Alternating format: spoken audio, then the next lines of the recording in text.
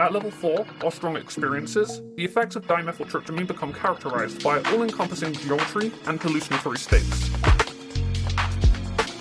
The user typically feels like they have broken through into the hallucinatory dimethyltryptamine space, and the trip begins to follow distinct durational stages, which have been well documented by psychedelic communities online.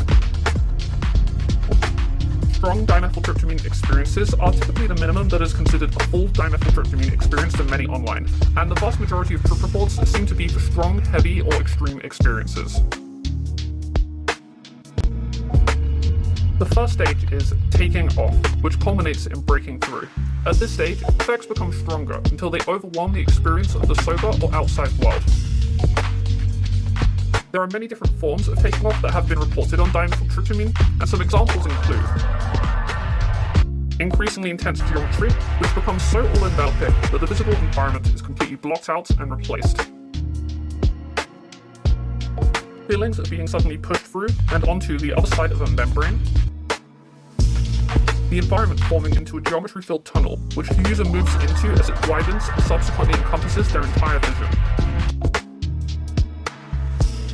The environment splitting into separated sections, leaving a gaping chasm filled with high-level geometry, as the user separates from their body and is then catapulted directly into it at a high speed.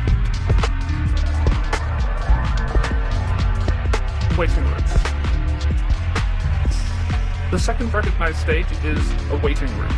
Initially after breaking through, there is sometimes a brief period of time during which the person has broken through and no longer feels that they are in the sober world, but they are not yet on the so-called other side.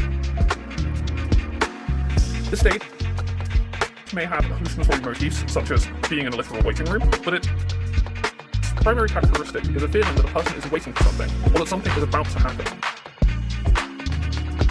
The waiting room doesn't always take place during a breakthrough trip, which we'll go into a bit more later, and also sometimes the waiting room fizzles out and never actually pushes through onto the other side. The other side. Once the waiting room stage is either finished or skipped over, you typically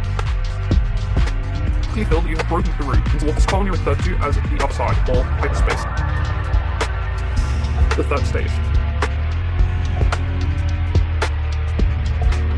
An incredibly wide variety of potential hallucinatory content can manifest on the other side. But there are certain themes and archetypes that have been reported as particularly common. The common experience of this state is that it is a hallucinated alternate reality that feels more real than everyday life, or may feel oddly familiar, or accompanied with feelings of home. In regards to this, Terence McKenna is aptly quoted as saying it has the quality of an event rather than an experience.